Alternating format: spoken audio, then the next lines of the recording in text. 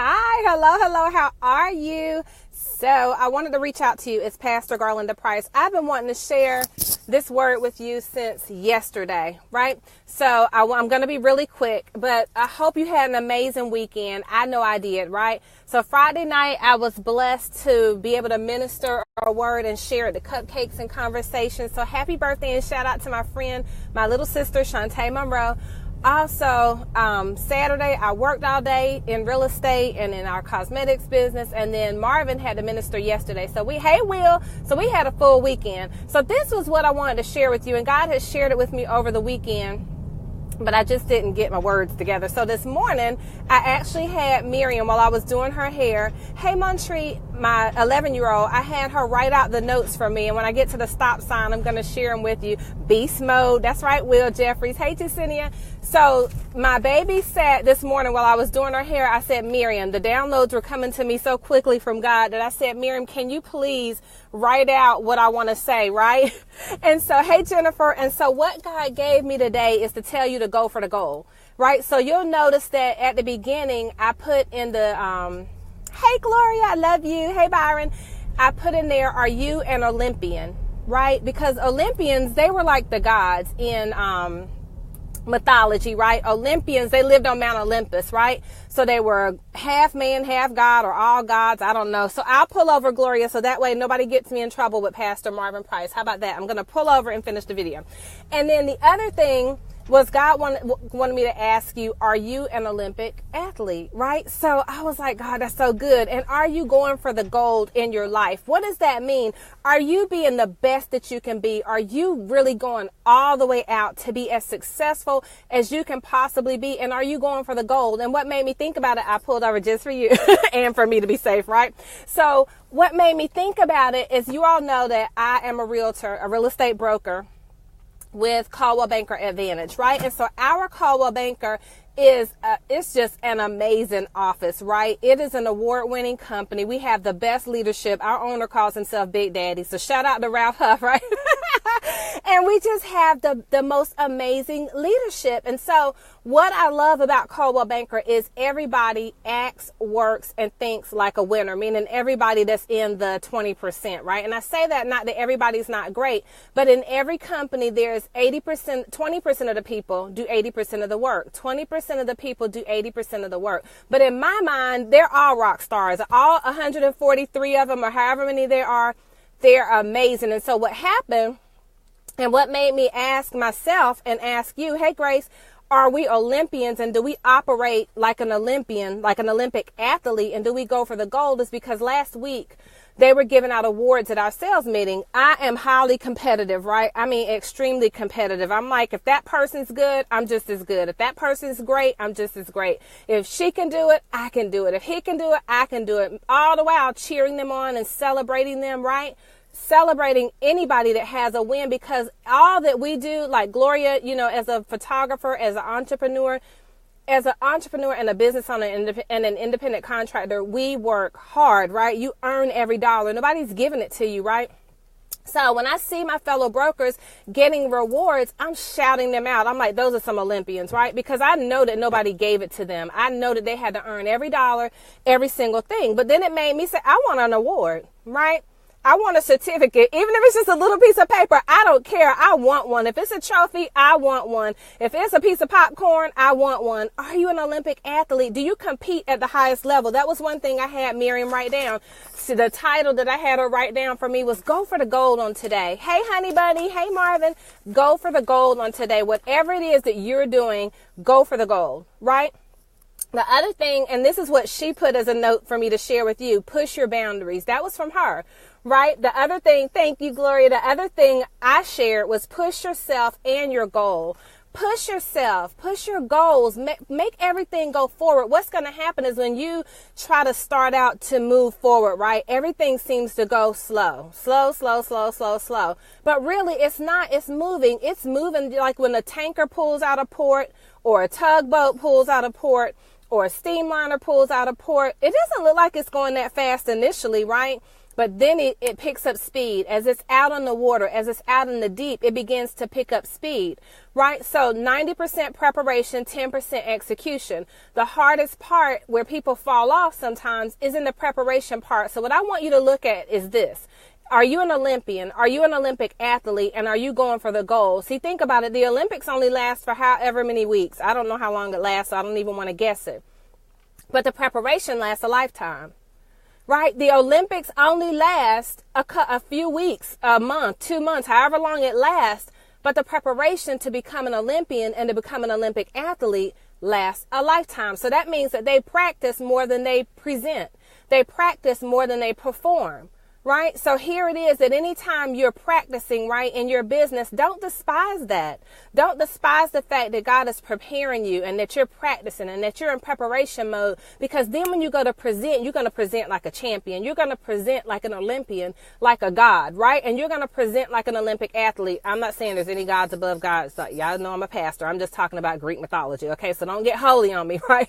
And so the other thing I wanted to share with you on today is from Miriam. She said, keep focused and don't give up. Praise God. The other thing that I wanted to share is lead the pack. Lead your team, right? Are you on a team? And even if you're a team of one, right? Lead you, right? Sometimes you need to lead yourself, because a lot of times when you come out of employment situations and you go into your own business, hey, Faye, or you own your own business, you have to make yourself get up. You have to make yourself go do. You have to make yourself be proactive, because when you work for yourself and nobody's saying, get up, get up, get up, you need to go, go, go, do. It's really easy to just lay there or to sit there or to find everything else to do to get in the way of doing the business that God has called you to do. So lead the pack, right? I don't want to be the weak link on any chain. So it honored me. I was so excited to see my fellow brokers, my fellow coworkers winning awards last week, because I said, I'm getting an award, right? I had already, my goal for March is crazy, but it motivated me. So when you see people winning that are your peers or that are on your Facebook pages or that are in your life, know that you're winning too, but they're winning means that everybody can win. Their winning means that it's possible for all of us. Somebody else's winning means that it's possible for all of us to do. They're just leading by example, right? So as a leader, lead by example. Be the great link in the chain. Be the strengthened link in the chain. Be the one that pulls up. Even if you're pulling up the rear, who cares? Pull up from the rear and come up from the back with a vengeance, right? And do your best, right? The other thing I want to share with you is Miriam said, be firm yet helpful, right? We can't be weak, right? And what ends up happening is when our businesses are low, our businesses are slow, or things just aren't going, we start acting weak, right? Like, God, you know I need help. It's their fault I'm not doing this. It's their fault I'm not doing that. No, it's your fault you not doing it, right? Because God gave all of us a vision that he wants us to purpose out and carry out. And it's nobody else's fault if we don't hit that goal. If we need money for our bills, it's our responsibility. If we need money to grow our business, it's our responsibility. If we need money to grow our ministries and to grow our book sales and everything else, it's our responsibility. It does not fall on anybody else. He didn't give them the vision. You can hang out with me anytime. The other thing is focus on retailing. If you own a business, focus on your retail sales, right? The one thing you can control, this is for people that are in a network marketing or direct sales business or a real estate business that has a team. You can't control what other people do, right? Because if you could, they would do what you want them to do. But the one thing you can control is your own activity. Dominate in retail sales, whatever your business is, if you have a tangible product. If you don't have a tangible product, get one. We talked about that before. The other thing that God wanted me to share with you is, this is from Miriam. Sell a lot, but not too much so it's not overwhelming. So she's saying do your best and get sales, but don't overwhelm yourself, right? These are from an 11-year-old. Some are from me, some are from her. Grow a customer base. The one thing that you can control is the size of your client base, right? Nobody else can control that for you. So when you look at the market, instead of waking up, no matter what your business is, saying there's nobody wants to buy my product, nobody supports me, blah, blah, blah. Can we give you some cheese to go with all that whining, right? The people will support when they feel led to support. And if the people around you aren't supporting you, maybe they already have supported you, or maybe they don't have the money to support you. Maybe they've budgeted their money or their income for something else. Go find new clients, right? Marvin gave me a Valentine's Day card, and I'm not going to be before you long. We're ready to finish up. The Valentine's Day card said there are 7 billion people in the world, but you're the only one for me. Was that not the sweetest thing ever? I totally love him, right? But there are 7 billion people in the world, but you're the only one for me. That's what the Valentine's Day card, part of what it said, right? So that means that if God gave you a vision, there are 7 billion people in the world. How many of them are for you, right? Stop wearing out your friends and family. They don't owe us anything, right? But there's somebody out there that wants what we have. A friend of mine said yesterday, shout out to Leanne Green. She said that her grandma told her that you're not going to be everybody's cup of tea, but you might be somebody's double shot of vodka, right?